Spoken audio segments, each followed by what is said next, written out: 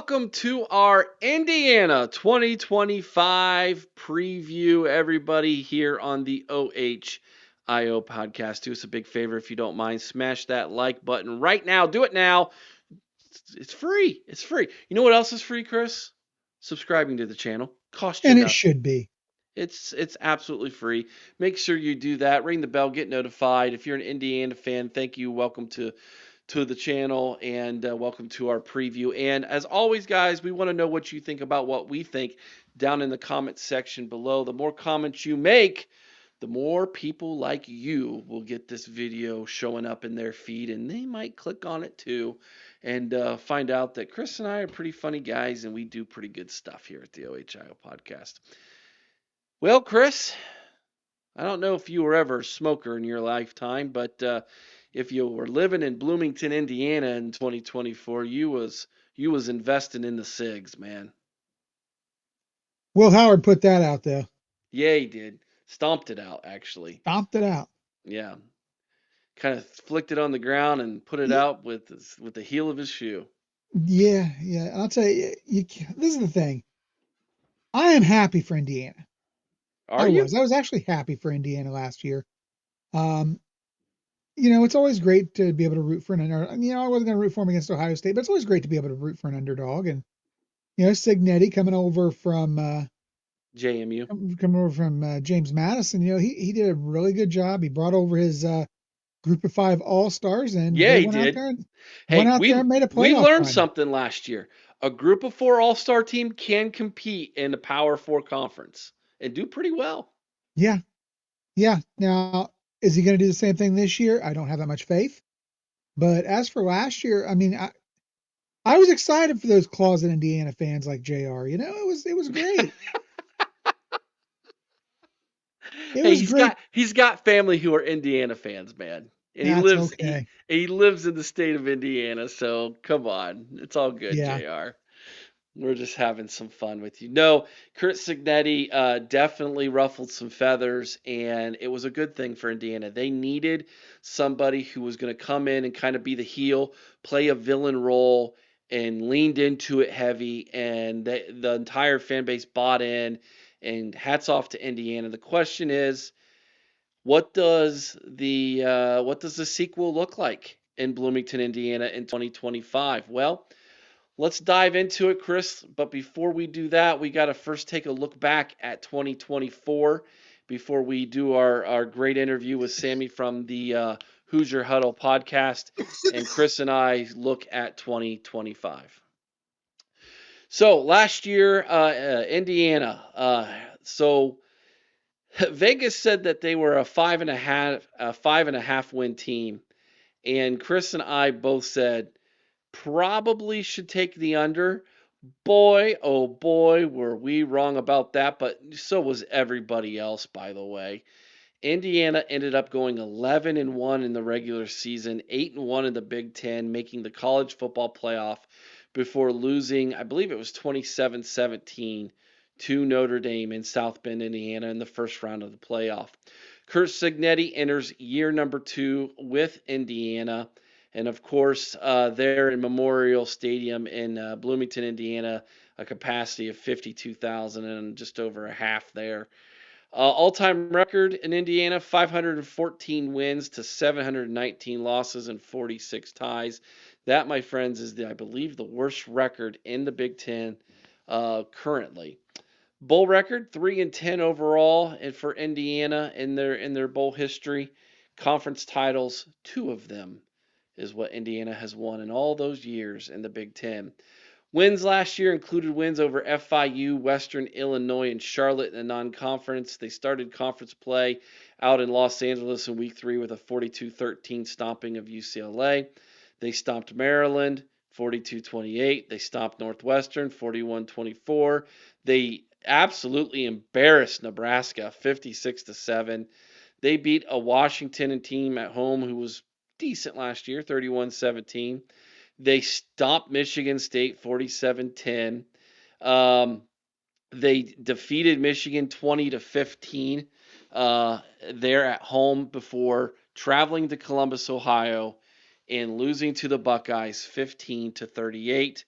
They then bounced back with a win at home against rival Purdue 66-0, and then lost, like I said, 27-17 in the first round of the playoff. So looking back at 2024, before we bring on Sammy from the Hoosier Huddle, and then give our predictions for 2025 and look forward. Um, Overachieved, Oh, without a absolutely, doubt. absolutely. One of the best seasons in Indiana football history. Can they do it again? You know, Eric, the thing about sequels is they're never as good as the first movie. Mm. With the exception of Godfather 2 and Empire Strikes Back, those are the only two sequels that didn't absolutely suck. Well, let me tell you what, Indiana fans, just prepare yourself because I have a feeling this season's going to kind of suck. Man, Chris. I think they're still a bowl team, but that's about all I can give them. I don't see a repeat to the playoff in the cards. All right, let's bring on Sammy from the Hoosier Huddle. This is a fantastic interview. You all are going to absolutely love it. He breaks it down for us like only Sammy can. My good friend over there, our sister podcast from the College Huddle. Sammy, welcome on. And we are now joined by Sammy Jacobs from the Hoosier Huddle, our sister podcast on the College Huddle. Sammy, welcome back to the OHIO podcast. Thanks for having me back. It's that time of year again. It's hot and humid in the Midwest, and getting ready for college football. Indeed, we are. Now, Sammy, congratulations on a fantastic season last year. You, my friend, you warned all of us that what was about to happen in Bloomington was a very real possibility. And I thought, yeah, I'll have to wait and see. And boy, did we see. Indiana was the real deal, man. 11-1 regular season. They go to the college football playoff, the inaugural college football playoff, as a representative of the Big Ten. And a lot of people talk about how that first round was a blowout in every game. That was not a blowout in South Bend, Indiana. Yeah, the Notre Dame Fighting Irish jumped out on you guys, but that was only a 27-17 game. It wasn't like Notre Dame just had their way the whole entire four quarters. And so successful, I think, is an understatement for the first year of the Kurt Signetti projects there in Bloomington. Your initial reaction of last year, and feel free to toot your horn if you like, Sammy. Oh yeah, this is the greatest prediction I made since freshman year of high school in 2001, when I said, I think in February, Yankees Diamondbacks in the World Series, and right at the start of spring training. Probably the biggest regret is not putting more money on the IU over 4.5 wins. Probably should have bet the entire house on that one. The reaction of it, as somebody who's covered the program since 2013, it was special to see it go from. They've had a few little highs and a ton of lows, but to have a fan base's faith rewarded, and there's like 20 or 30,000 just diehard crazy IU fans who are there every single week. To have their faith rewarded was special. And it was a special season, and I think it was a standard changing season in the terms of now you're back at a 12-team playoff. It looks like it could go to 14 or 16 here whenever they decide to do that. That it's not out of the question that Indiana could be a playoff contender year in and year out, just because you don't have to win an 18-team league. You don't have to go and beat Ohio State and Michigan and Oregon and Penn State and all those teams when you were in the Big Ten East, where you're lucky to maybe be in one of those games in the past. And if you went 1-2 in those 3 games against the Big Three, you're not. I mean, you're barely going to go to a bowl game anyway.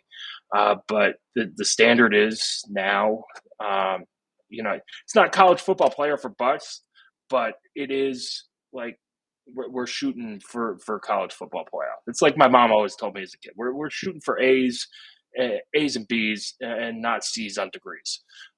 So if you're going to shoot for that A, even if you fall a little bit short, it's still a great season. Absolutely. So Kurt Signetti comes into the season out of a group of five school, um, and he let everybody know from the beginning that it was different, that he was different, and it was going to be different, and it was. It absolutely was, and he kind of came, I would say, a media darling for Indiana fans and very annoying for everybody else. It kind Yes. of he kind of just wore that, and I've never interacted with Kurt Signetti. I assume you have gotten to at least on ask him some questions and things of that nature. Is he what is he really like? Like is he a down to earth, like a real Hoosier, and this kind of persona that he portrays to the national media is kind of like his way of motivating his team, or what's the character here of this guy in real life? I do think he has two separate personalities I wondered. that have come out with the media. Now, I don't want to say his other personality is Midwest. He's a Pittsburgh guy through and through, and he's a total yinzer. But he does have his stuff on the air talking about we're the upcoming powerhouse, or we're going to kick everybody's butts who's in the top 25.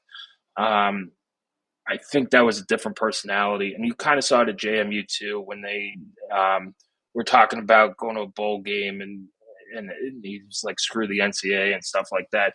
So I do think he has a personality that plays to the crowd, and that IU fan base needed that. They needed that, shot of adrenaline at that basketball game against Maryland. He says Purdue sucks, but so does Ohio State and Michigan and all that stuff. I do think he needs to tone it down a little bit. You're now going to have a target on your back. I had never seen Ohio State care about Indiana, ever. Like, okay, Indiana's coming to town. We're going to steamroll them. And then all of a sudden last year, one, that was the loudest I've heard Ohio Stadium for an IU game since I've been covering the team. And then two, they put the Google, hey, Google, who won, whatever the headline was on the scoreboard afterwards. They don't do that if he doesn't say all that stuff. Right. So now you have people who, like you said, people find him annoying or whatever. He might be the most hated coach of the Big Ten, like by other people's fan base. Like, who are you? Go away. And now that you're winning, it's like, okay, we really don't like you, and stuff like that. But he is a football guy. He's a football junkie. If I had a boss like him, I think I'd love it. Come in, get your work done, and go home. How awesome would that be? Yeah. And stuff like that. But he's exactly what IU needed. He wasn't, he demands excellence, and he set the standard, and he's not going to be taking a backseat, not just to anybody in the Big Ten, but he's not taking a backseat in the athletic department at IU. It's no longer basketball and 23 other sports. It's now, okay, we figured out that we could do stuff in football. Yeah, and with the given nature of NIL and now the revenue sharing that's going on, and Indiana, I'm assuming, is still considered a basketball school, but I'm wondering if Indiana's not taking a second look at football as, hey man, this is a revenue generating sport. We need football to be successful. Look at what we were able to do in 2024 with a successful football team. And is the reinvestment in the roster happening there with revenue sharing and NIL and all that? I think so. Kind of joked at one of the fundraising events that when the new basketball coach came in and had nobody on his roster, that, he's a little worried that some of his stuff will come out of the pot to get 13 guys or whatever. But I do think Indiana's set up pretty well in NIL. They just added mandatory seat donations to their season tickets, which has been a long time coming. I know it is upset people, and I get that, but it's still under $100 a ticket for a game, and things like that. So there are revenue streams, and I think when you start talking about facilities and upgrades and all that stuff, you have to look at how can we make money off of this. And IU does need a new indoor facility, but it's like how do you make money off of it? Do you build a whole new facility and take the weight room out of the north end zone facility and put it in this new facility and make that a club for donors where, kind of like a hockey game where you see the guys walk out on the ice, do that for football. Or we need a new press box. How do we make these suites and stuff? I think everything going forward is going to have that. Okay, how do we make increase revenue on that? Because it is becoming expensive to have a good athletic program. Mm-hmm. Yeah. Yeah. You would think, given all the changes, that, money's just growing on trees in these universities, and that's not necessarily the case. Uh, yeah, I know as an Ohio State fan, I'm spoiled, but there are serious talks about how long we're going to be able to keep 36 varsity sports at Ohio State, given Yeah. this new era in which we are in. And so I would imagine at a school like Indiana, it's very similar, just on a smaller scale, but it's very similar. Those conversations are taking place. But I do believe that you have the right guy in place at the right time for those conversations to be positive in Bloomington. And so, hats off to Kurt Signetti on doing what he did. Um, I want to talk roster with you now. Let's Yep. kind of turn the page, look at 2025.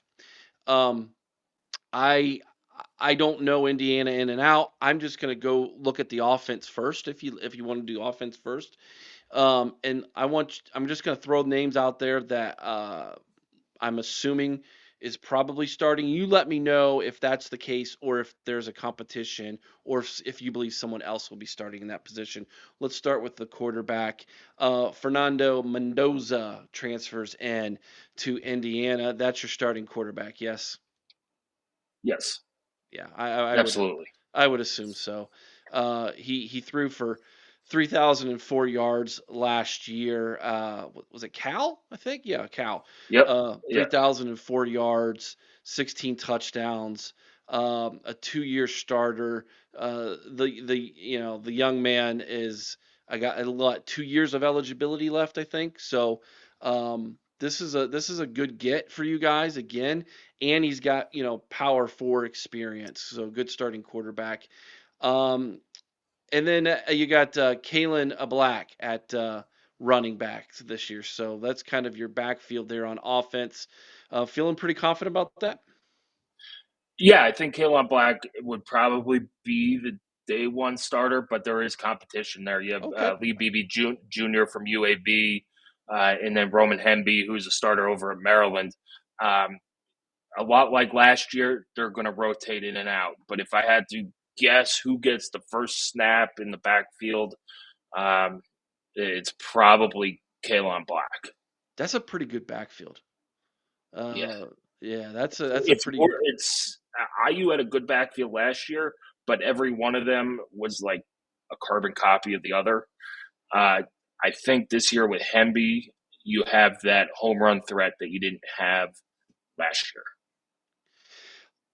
At tight end, I've got again. We have is it Holden Stays? Is that how you pronounce that last name? Yep, Holden Stays, transfer from Tennessee, Yeah, was originally at Notre Dame. He was the number one tight end in the transfer portal this year. yeah, big get there at tight end, and then at wide receiver, you got some very familiar names: Elijah Surratt. You got E.J. Williams Jr. at the Z and Omar Cooper Jr. at the slot. That is some talented receivers and a tight end to go along with that running back tandem.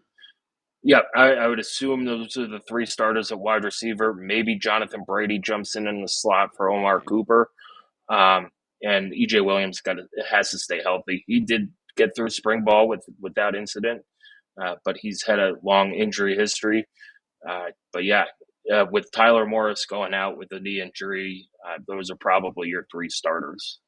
All right, I am really taking a stab in the dark here on the offensive line, and I assume that there's a lot of competition here. Am I correct? Not No? really. Oh, okay. Well, I let's think the starting five are set in stone. There might be competition with guys backing up. okay. Carter Smith at left tackle, Yep. Bray Lynch at left guard, Yep. Pat Coogan at center, Yep. Khalil Benson at right guard, Yep. and former Buckeye Zen Mikowski at right tackle. Right. The only place where there might be competition is right guard. With if Drew Evans comes back from, I think he had an Achilles injury last year. If he could come back, him and Benson will battle it out there. But right now, I would pencil Benson in. But Evans could very well be the starter. He was the starter for 9 games last year at that position. So offensively, I would say, are you guys actually feeling better than you did a year ago at this time about this offense? I think so. And I think a lot of it is on, like, we knew Curtis Rourke was a good player. There were a lot of questions on how he was going to come back off of his injury in 2023 and how he'll do on a step up in competition. And he did fantastic. He also did it on one leg, as he played on a torn ACL all year. But there's a ton of hype surrounding Fernando Mendoza with being, if he plays well, is he a first round draft pick and all that stuff. But I think he gives you a little bit of an upgraded talent over what Rourke was last year. Now, if Rourke had 2 healthy legs and didn't have his thumb injury in the middle of the year, they're probably about even. But I mean, if he gives you a season like Curtis Rourke gave you last year, you're in business, man. Mm-hmm. Oh yeah, I think so. All right, let's talk the other side of the ball defensively here for the Hoosiers. Let's start up front. Stephen Daly at defensive end. You got Tyreek Tucker at the tackle, nose tackle. Hosea Wheeler at Yep. defensive tackle, and Mikhail Kamara at the stud position, which I'm assuming is like a hybrid defensive end Yeah, linebacker. it's your rush end position. Coming out of spring, that's who I would say is the stars. There will be competition among those guys. Mario Landino could play where Stephen Daly is as well. He had a great freshman year last year, and then they have a couple guys on the coming in on the depth chart as freshmen who might not end up starting but could play meaningful minutes as well. But that's probably your starting 4 up front, should they start with 4 defensive linemen. In the middle linebacker, Rolaja Hardy, and on the weak side, you got Aiden Fisher, correct? Correct. And I think Isaiah Jones will be that third linebacker in when they play, 21 personnel or something. At corner, D'Angelo Pons and Jamari Sharp. There's competition at the other Okay. corner spot opposite Pons. Jamari Sharp would probably be the starter if he had to start today. But you have Rylan Gandy as well, transferred from Pitt, who's an all ACC player, has been in there. So they kind of alternated reps with the ones during spring practice. At nickel, Devin Boykin. Yes, the competition there, and I think it's Lewis Moore, who's I think still waiting on a JUCO waiver. I don't, my head's been so busy that I haven't kept up with it. But as of the spring, they were still waiting on that blanket waiver that everybody in JUCO gets an extra year. One of them will start at that position. And at the safeties, we got Amari Farrell and we've got Luis Moore. Lewis Moore is going to be one of those kind of guys who could play anywhere. I would also say Bryson Bonds, true freshman out of Maryland, could take that safety spot, and you could move Lewis Moore to that kind of slot corner rover position is what IU calls it as well. So there's a lot of interchangeable pieces on IU's defense, and there's like this secondary is absolutely loaded, which is good to see. So keeping that roster in mind, and it does feel like in year two, that he, instead of like just taking anybody and everybody from group of five and transfer portal, he's a little bit more strategic. He was able to be a little bit more strategic with the transfer portal and building that depth, and recruiting was on an upswing as well. So overall, this roster, I think, in my opinion, from an outsider looking in, it it looks like it's maybe slightly deeper than it was a year ago.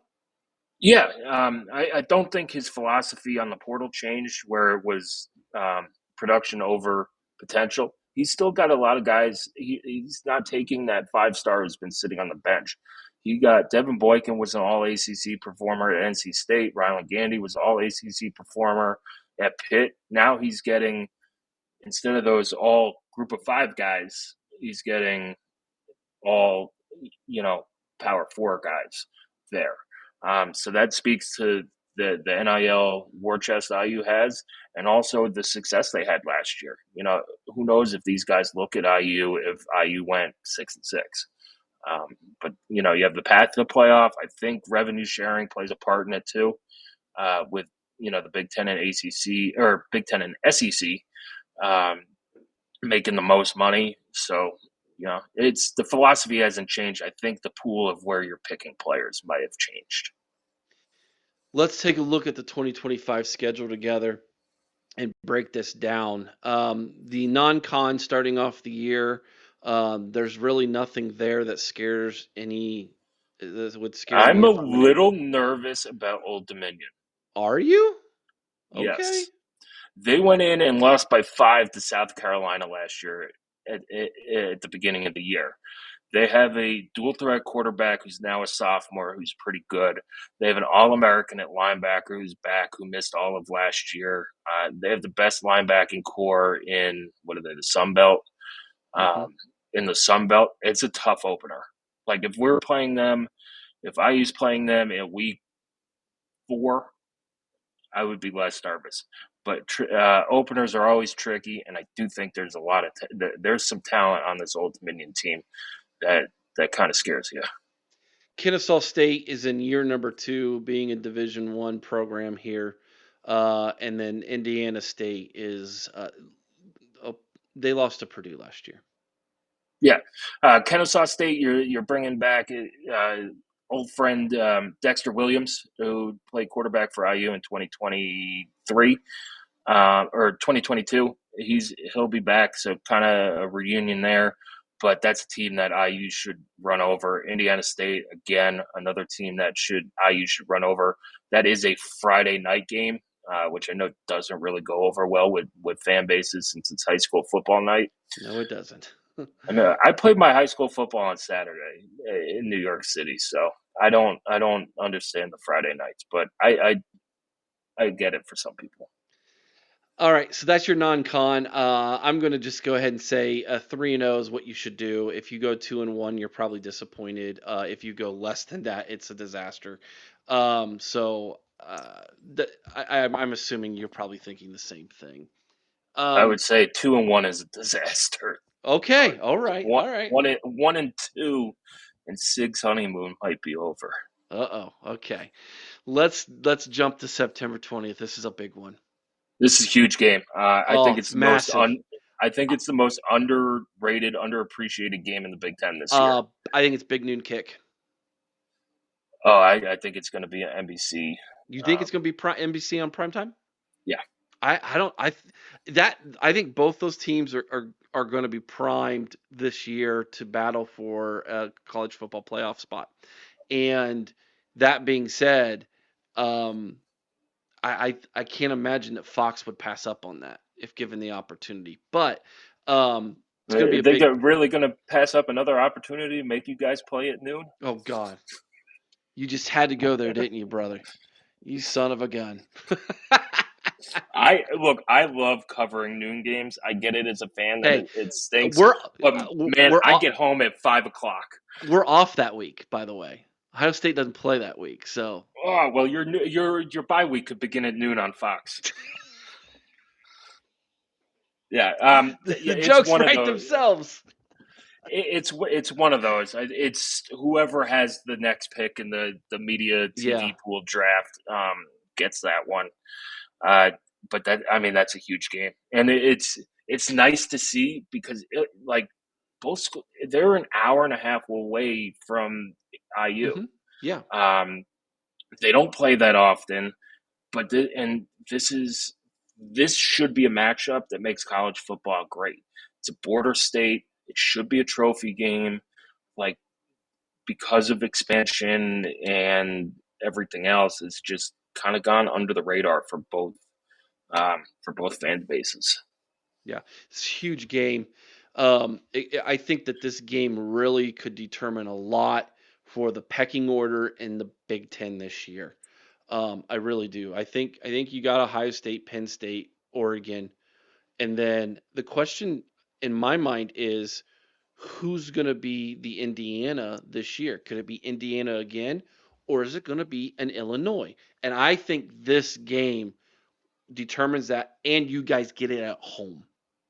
Yeah, I think this is a hinge game for both teams. You know, Yeah. it'll boost somebody, or it will kind of take you out of the running. And looking at what's following that game for Yeah, IU coming up, it's yeah, you get that one, or you might be looking at 3-3 right down the barrel coming back for homecoming against Michigan State. But let's get to the other two games first. yeah. Because I was about to say, this is the worst possible spot on the schedule to go to Iowa City after a big game. No matter what happens, if you win and you beat Illinois and you're 4-0 and everybody's talking CFP again, then you have to take the very next trip to Iowa City. That could be a major letdown game, man.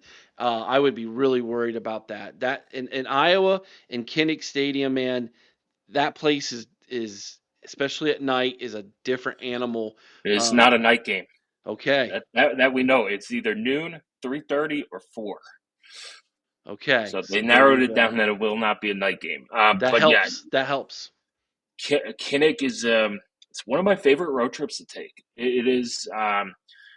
Their fan base is awesome. Their tailgate scene is awesome. But man, that's a game. That's a game.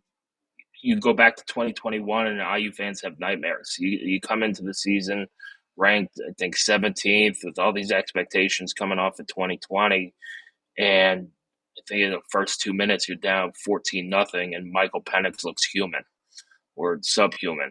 Um, so there's a lot of nightmare fuel at Iowa, um, but that's one. If your defense plays well and your offense can put up a couple touchdowns, you might just slug that one out. Yeah. Get the bye week and to start off the month of October, and then you have one of the tougher road trips in college football. Ohio State experienced that firsthand going to Eugene, Oregon. It is a loud, it is a crazy atmosphere. The zoo is legit, and in Indiana and their trip out west last year did what they did well. That was a big game in that point of the schedule last year, going out to Los Angeles and coming away with a definitive defining win. To go into Autzen and come away with a W against the Ducks would be no matter what happens 2 weeks before in Iowa, would be a oh, we're for real moment. Like, yeah, stamp it. This is a big time game. I don't have a ton of confidence in Indiana against that roster, against that Oregon coaching staff, but you got to shoot your shot, man. And it's on the schedule, and you got to go play the game. So I imagine that Kurt's gonna do some things and say some things to get Indiana and this fan base riled up for this one, man. Yeah. Well, the last time out, IU at Oregon, Indiana won. Um, in 2004, I think it's 30-24.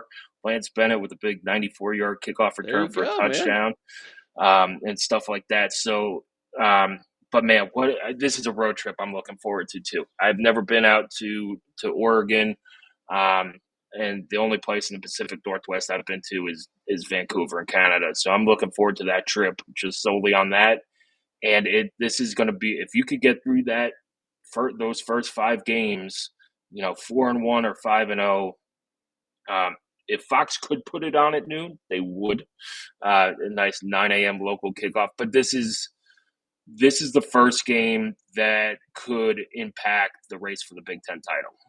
And I know Oregon's dealing with some injuries. I think Evan Stewart is expected to miss the year. He's their number one wide receiver. And they have questions at quarterback and all that stuff. But they always have dynamic athletes. They always find their way, somewhere in the middle of the year. But yeah, this is a tough one where you chalk up. It's a loss, probably a loss. And you players don't go into it that way. But if you're going predictions for the season, you go, okay, I'm going to count this one as a loss in my whatever over/under win totals. You come home against Michigan State, who's still rebuilding at this point, year number 2 for them and their rebuild. You get UCLA, again, another team, year 2 in the rebuild. However, they've got a quarterback now in Nico. So that's going to be I mean, he plays the position. Okay, I mean they had a quarterback last year too. If that's the qualifier. I mean, I would say Nico last year for Tennessee, he played really well in certain games, but in when they needed him the most, I mean, listen. To me, I saw him firsthand against Ohio State in the college football playoff. Nico was not why Tennessee lost that game. No, but to me, it's also who's around Nico at quarterback. How's your offensive line? Sure. How are your playmakers, and how are all that stuff? You saw Antoine Randall, one of the great Big Ten quarterbacks at IU, never went to a bowl game because he had nothing around him. I mean, he had Leveron Williams, but a lot of it is if you can't protect him, it doesn't matter how talented he is. Amen to that. Back on the road to start November. You're at Maryland. I'm chalking that up as a W. I think Maryland might be one of, if not, they're one of the worst teams in this conference this year, in my opinion. Is Loxley still there at that game? I'm going to say yes, but he's squarely on the hot seat this year. Squarely. And then the second big one, man. November 8th, you're at Penn State. Now, here's what's interesting about this game, and I'm sure you've looked at these and you know this. This is following Penn State's trip to Columbus, Ohio the week before. So, are you going to get a Penn State team that's licking its wounds, or are you going to get a Penn State team that's riding a super high, getting their first win in Columbus, Ohio, since James Franklin has been the head coach there? That is so interesting to me, looking at Indiana's schedule. And yeah, oh man, I tell you, this one could be, again.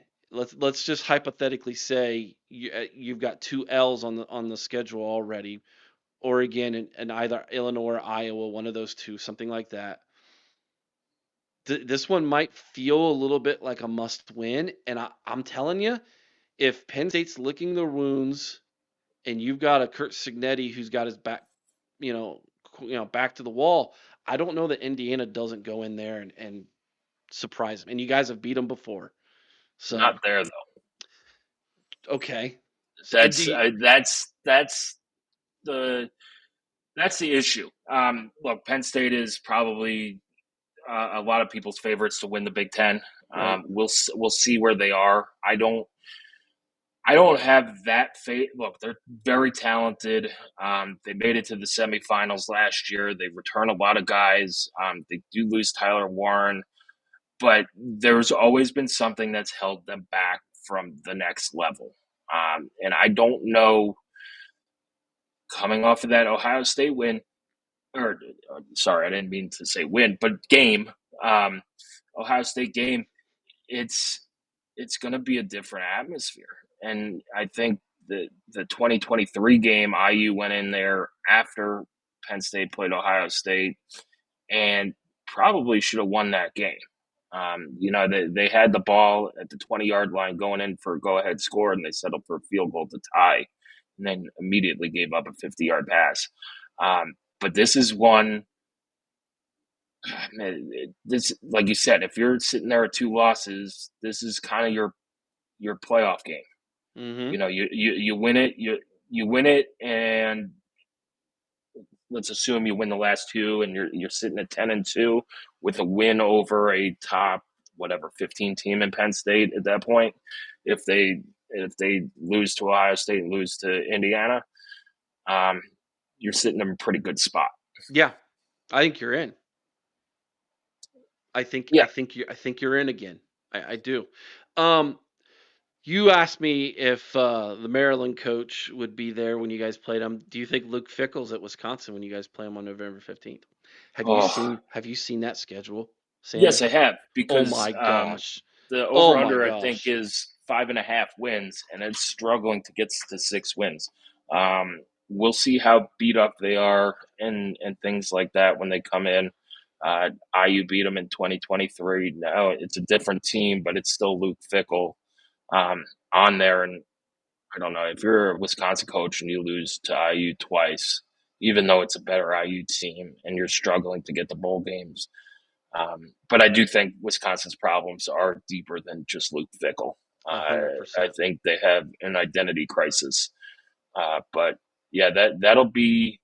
I mean, that's another sneaky game that could be against a bowl team, or could again be against a team, if they get beat up and struggle, kind of quits. I mean, that's what's to in the portal era. Um, teams could crash out really easily, really quickly. Yeah. At Purdue to finish after a bye week, a late bye, second bye in the season. You guys crushed Purdue last year, 66-0, wasn't it? Did I Yep, remember that right? Yeah. yep. Missed a And field goal to make it 69-0. and But and then here you have to go into West Lafayette, new coach, um, very little expectations this season for the Boilermakers again. Um, this one should be a 2 year. How many wins in a row would this make for Indiana? Two or two, three? it'd be two. Okay. It is a Friday night game on Black Friday, so it's, you know it better than anybody. Going into Ross 8 in a night game, It's different. especially in a rival game, it's kind of like Iowa Light. Um, Uh-huh. it's where dreams go to die, and that's not just West Lafayette in general. That's that's Ross 8 at night. But I expect Purdue can't be worse than they were last year. They were I, horrendous. I don't know. They lost some of their best players off that team, man. They Whew. went 1-11 and lost 66-0 to IU. I don't. There's not much that could get worse than that. But it's a rivalry game. Anything could happen in this rivalry. They're going to be ticked off that IU dumped them 66-0 last year. So it's I would say it's probably a win. But you had a lot of crazy things happen rivalry week. Give me the absolute worst case scenario, bottom of the basement floor, and give me your everything falls right again. We this was the best season of all time in Indiana football reality ceiling? It's so hard to do floors with teams that with the NIL. Like if IU goes sitting 3-3 at Michigan State, could they finish 3-9? Absolutely. Oh wow. Especially if you lose Michigan State and UCLA, you know, with the amount of transfers on the team and all that stuff, could they crash out? Yeah. I mean, we've seen people do it. Do I think that's a realistic floor? Probably not. Not with Signetti there and all that stuff, but could it happen? Yeah. Um, but on the opposite side, you could go 12-0. You Mm, could. I mean, you could. It's probably not likely. that is You're probably if you're gonna look, if you're gonna be most likely, probably 10-2 is like the most realistic ceiling. Um, and then 9-3 is probably where I'd pick them. okay. 9-3, 10-2, but I mean, they could go out to Oregon and win. They could go to Iowa and win. They could go to Penn State and win. Now that's just like last year. There's a lot to check off and stuff like that, but it's not impossible. Now, is it likely? No, but it's not impossible. This sounds like the craziest question I'm about to ask in closing, but I'm going to ask it. Let's hypothetically say Signetti gets Indiana to the college football playoff again, whether that's 10-2 or 11-1, whatever. Is he the greatest football coach in Indiana football history already? Whew. Probably. I mean, most likely, yeah. Um, yeah. I mean, you had Bo McMillan, I think in the 40s. Bill Mallory, of course, and then John Pont in the 60s, who won Big Ten titles. But the next coach who leaves IU with their winning record will be the first. And if you go back to the playoff, which probably means at worst you're going 10-2, you're looking at, what is that, 21-4 in your first two seasons? Yeah. Wow. Tell everybody, Sammy, where they can catch you. Maybe we got an Indiana fan who stumbled upon this and isn't following you already, or you got some Buckeye fans who are like, man, this Sammy guy's pretty good. I think I'm going to go give him a sub. All right. Well, you can find us on Twitter at Hoosier_Huddle. We're in the midst of a transition and rebuilding our site at HoosierHuddle.com. So it's starting, I think we're going to relaunch here on July 1st. But that's all I could say about that at this moment. But follow us on Twitter. Right now, you can find our stuff at indiana.rivals.com. But yeah, that's where you can find us. Subscribe, like, whatever, comment.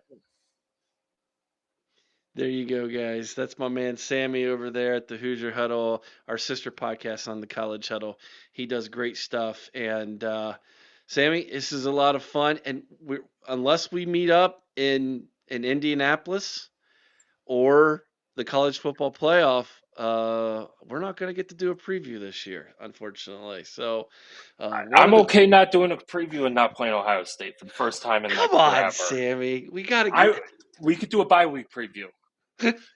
You mean that week when the big noon kickoffs got us playing on our bye week? Yeah, we could do a bye-week preview. I know I love doing the previews with you, and I'll miss it. But as an IU person, it's nice to have a little change up, not playing you guys or Michigan and playing some new teams again, and bringing back like Illinois and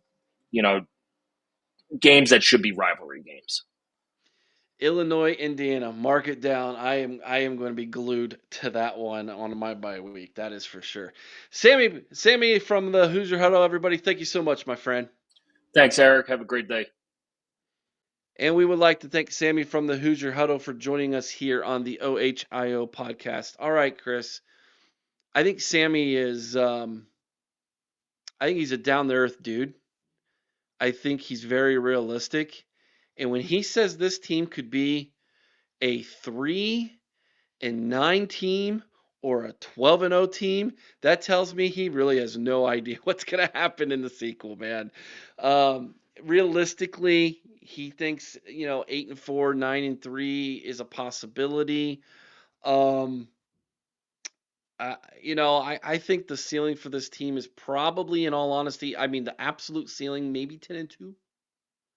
If you ask me my opinion, but a possible ceiling could be if Siggs is able to, strike that match and catch magic in a bottle again a second year in a row.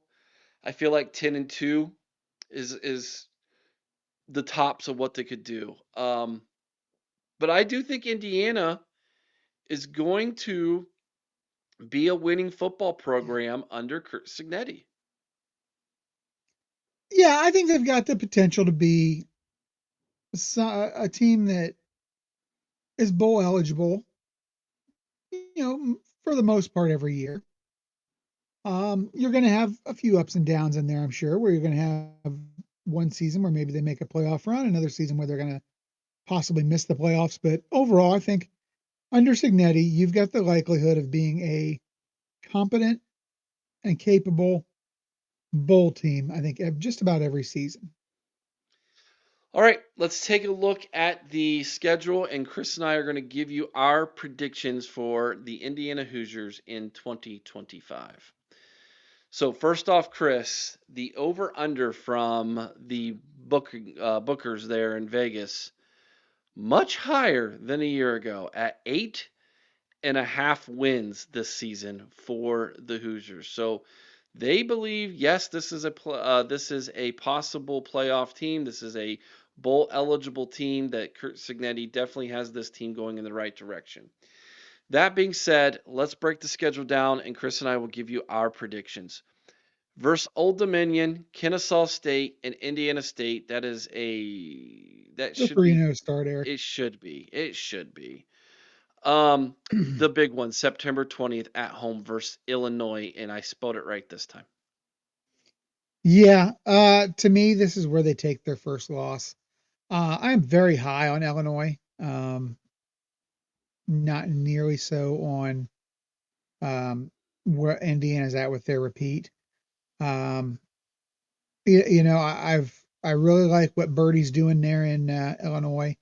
He's got quite a few guys coming back. I love Luke Altmaier returning this year. I really think that he's got a potential to be a top 3 quarterback in the Big Ten this year. So I've got them losing to Illinois. I think this is a win for Indiana. I think this is one of Illinois' losses on the season. I am also high on Illinois, but I feel like Indiana, this game being at home in Bloomington, Indiana, is to me what's going to push it over the top for Indiana. At Iowa, however, I have that as a loss. As do I. I think that Iowa defense will just be too much for them. After a bye week, I have a second loss in a row for the Hoosiers at Oregon. Yeah, I do as well. That's just one where I think talent wins out. Michigan State, UCLA, Maryland, I think all three of those are wins. You know, they should be. And I reserve the right to change this, but for some reason right now, I've got a gut feeling that they're going to get upset when they travel over to Maryland. November 8th at Penn State, I have that as a loss. As do I. Penn State's going to compete for the Big Ten title this year. I think they'll fall short, but they're going to make a run. And then I have Indiana winning the last two against Wisconsin and at Purdue. I do as well. So that puts my record for the Hoosiers at 9-3, 6-3 in the Big Ten. And you, Chris, say 7-3, 4-5 in the Big Ten. So for a second straight preview in a row, we both are so close to that over/under that we're kind of like, yeah, I don't know, probably not. I'm going to tell you right now, I'm confident in taking the under on Indiana. Okay. The reason being, the only game I have in question is that Maryland game, but that still only puts them at 8 wins. And if Vegas has the line at 8.5, I think it's safe. I really do. I feel like Indiana is absolutely. I feel like their ceiling is 8-4. Mm. You know, as Sammy pointed out to me, the last time Indiana went to Autzen Stadium in Eugene, Oregon, they actually beat the Ducks. Was I alive? Yeah. It was in 2000. What did he say? 2004? Yeah, sounds about So right. You know, it's that's not going to happen. It's just not going to happen, Eric. we I'm see telling you right they now. play If it Penn was his State bet, really well, by the way. They give Penn State they fits. do. Well, yeah, absolutely. That was the few years back. That was the pylon game, wasn't it? Mm-hmm. Yeah. Yeah. Yeah. And they play Penn State the week after Penn State plays Ohio State in Columbus, Ohio. You know, and it's for another preview when we get to them, Eric. But I gotta tell you, the schedule makers gave a lot of love to Penn State. I think. Mm, Yes, I don't. they've got arguably the two toughest teams in the Big Ten on the schedule. Right? Both those games come off of a bye week. Mm-hmm. But Indiana's a tricky game for Penn State. It is.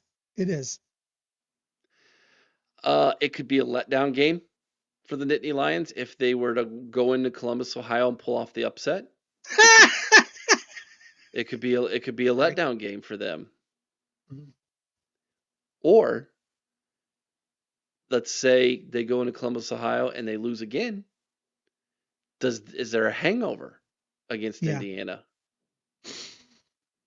Yeah. I mean, you think about it, that is a tough stretch that they have earlier in the season too. You know, again, I talked about how nice the schedule makers were to Penn State. They did not love Indiana giving them versus Illinois at Iowa and then at Oregon as their next game. Now I know there's a bye in there, but still, that's three awful tough teams to play in a row. That's a gauntlet. That is a gauntlet. But Kurt Signetti, let's find out what he's got. We're going to find out. This is going to be interesting. Let us know what you think about what we think down in the comment section below. What is your prediction for the Indiana Hoosiers in 2025? We want to hear from you. Let us know down in the comment section below, please. And again, thank you so much. Chris, that's 2. 2 down, 16 to go, man. 8 more weeks. Thank you so much for watching, everybody. We appreciate each and every single one of you. Be kind to one another. I owe someone's OH. Sing Carmen, Ohio with all your heart. Chris, you know what to do. OH. IO. Go Bucks.